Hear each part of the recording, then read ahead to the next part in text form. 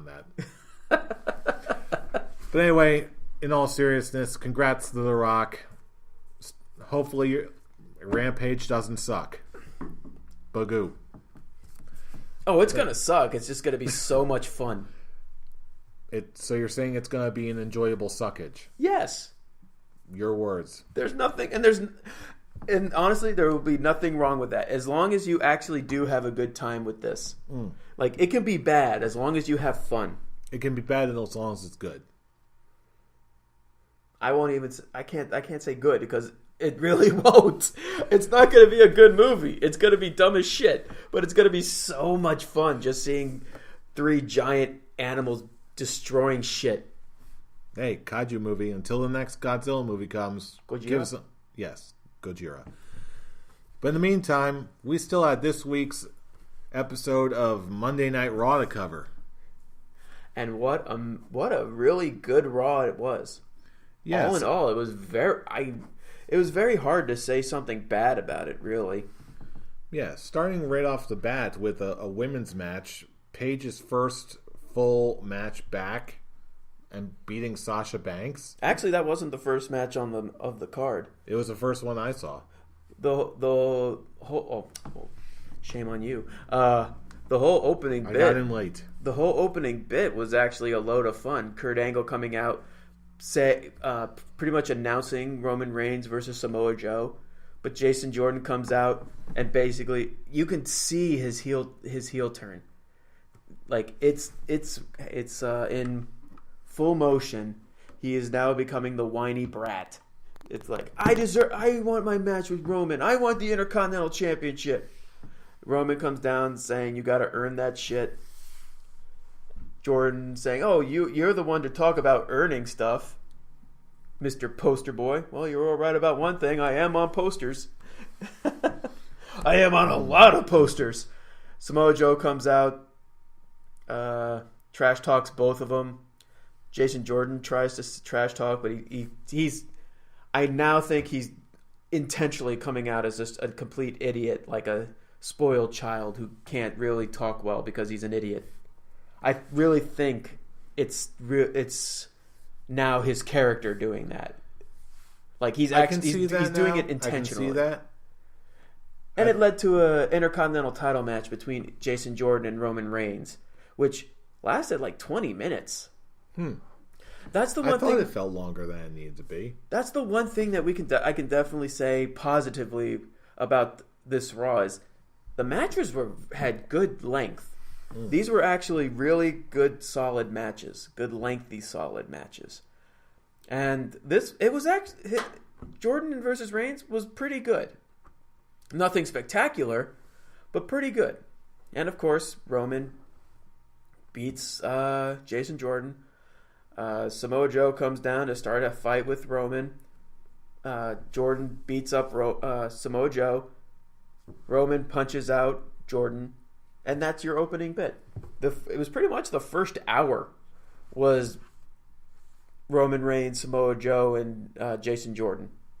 And then Jason Jordan gets destroyed by Samoa Joe backstage, which now is leading to a match between Samoa Joe and Jason Jordan for next week. Yeah, it should be a good time. Good time to see Jason Jordan get destroyed by another Samoan. All I can say is they're just wasting time.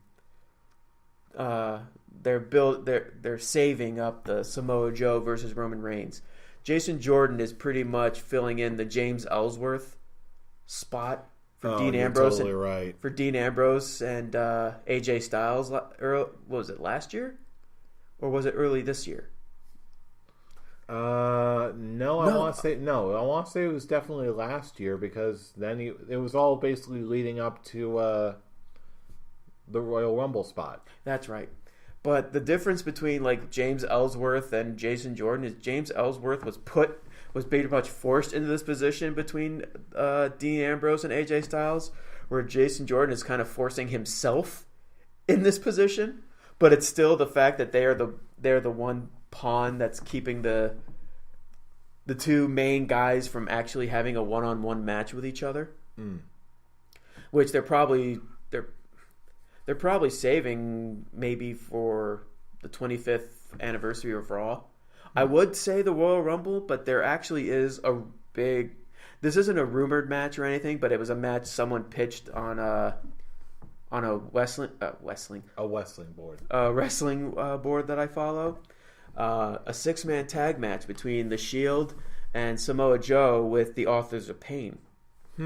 I looked at him like, you know what? I'm not against this. I actually am not. That would be a very interesting match to see. And especially you see Samoa Joe get himself a little posse. But does he really need that, though? No. Just seeing two cool factions get together and do cool things, that itself is neat. But I don't think they necessarily need each other. That's why it'll probably just be until the match. And then once the match is over, they go their separate ways. Yeah. Something like what they... Like, they're not going to become the new, like, the Miz Taraj for Samoa Joe. Right. They'll just be like two big Samoans. It's like, oh, I brought these guys from NXT. Because we're all Samoans and we all know each other. Yeah. Because that's how Samoans work. We're all Samoans and we're apparently part of one big Samoan family. Or so you've been told. Yeah. At least that's what Vince McMahon wants to tell you. Yes. So moving on to the women's match, I'd say Paige beating Sasha Banks. I thought Paige looked pretty good going just in this match. Didn't seem like she lost very many steps at all. Yeah, she really didn't. I really don't have much to say about this. Yeah, this was one of those. It's glad to see Paige back in action again. I like that she's becoming the top heel for the women's division. Yeah, given her notoriety beforehand, I'm glad that they're capitalizing on it all. I just love that everything she's been saying is absolutely right. Like, she dropped the term... She's the one that's the reason that the term divas was dropped from wrestling talk. And she really was the starter. As much as they want to say Stephanie McMahon started the women's evolution, whatever the hell they want to call it, it really was Paige that started it. Once upon a time. But and just given the way that she's been portrayed, both in the public eye and on TV, it all just makes sense that she would step into a role like this. And I'm so glad that they did. And it's actually like doing her wonders. And of course, she beat Sasha Banks, and that made me happy. It would. So then you realize I'm not a Sasha Banks fan. Well, unfortunately for you, it looks like this is probably going to lead up into a more extended feud, right? It'll probably lead to a triple threat match between her, Sasha Banks, Paige, and Alexa Bliss. Because Sasha Banks is the leader of her little faction with Bayley and Mickie James. And they're just proven to be kind of worthless. Because, what is it, Absolution they're calling themselves? Absolution, yes. But we'll get to the counterpoint to that in a little bit later. In the meantime, Braun Strowman destroys everyone. Or in this case, Elias. It's time. Well, that's what happened. About every single Monday Night Raw's favorite segment, Braun Strowman kills everybody. As soon as as soon as Elias goes backstage to Kurt Angle and pretty much saying, I deserve an Intercontinental title shot, and unlike your son who's just been given that shot, and he's like, you're showing favoritism to your bastard son. I was like, there you go. Something bad's going to happen to Elias tonight, and it's probably going to be Braun Strowman. And wouldn't you know it, it was Braun Strowman. The second they said on commentary that Elias has been looking for some competition, my immediate response was, looking for some competition? Gee, who else has been saying that the past year? Braun! I'm like, yep, here he comes. And we're going to get Braun, and he's just going to destroy Elias. And he did. And he did. And as much as, like, a couple people say, oh, why did Elias just get... He had an Intercontinental title match against Roman Reigns last week. Now he's just being fed to Braun Strowman like a geek. And first off, I actually hate that term. I hate the term geek. Classy Freddie Blassie or not. Yeah, exactly. I don't like it. Never have, never will. But I look at this as just, okay, they had him. Whoever was in that position, story-wise, he called Kurt Angle's quote son a bastard. You knew. I'm like, yeah, he's gonna get destroyed. He's gonna get destroyed tonight by the authority figure, because that's how that shit works. So I don't think it actually hurt Elias's momentum, because it was never a match. Elias he tries to bail, but he shows up. He comes back like an idiot trying to take down Braun, even to the point where he hit him with the guitar, and Braun's just like, really, I'm going to eat you now. And when you know, he eats him. And then Kane comes on the screen and just is like, you may be a monster among men, but you forgot what it's like to be a monster among monsters. I'm like, I love that. It felt like something Kane would say, and I'm looking forward to their match next week. It may not be a great match, but it's definitely going to be a fun match. It's two of your favorite guys. Yeah. Why would it not be good? I'm looking forward to it. But speaking of favorite guys, the thing I said that would happen did happen. Woken Matt Hardy and the promo with Bray Wyatt. Oh boy, this was everything I wanted it to be. Matt Hardy back in his prime on WWE TV. He is woken. Prepare for the Great War. Prepare for deletion. Oh, I love this. Prepare for the great mic battle between Bray Wyatt and woken Matt Hardy. It's going to be so much fun. Honestly, I feel like I watched that promo back like 4 or 5 times already. It was so much fun. I don't give a shit that some people are tired of Bray Wyatt talking. Him and Matt Hardy basically bouncing off each other was so much fun. They fit perfectly together. And I said it on Monday. I tweeted it on Monday, and I'm saying it right now.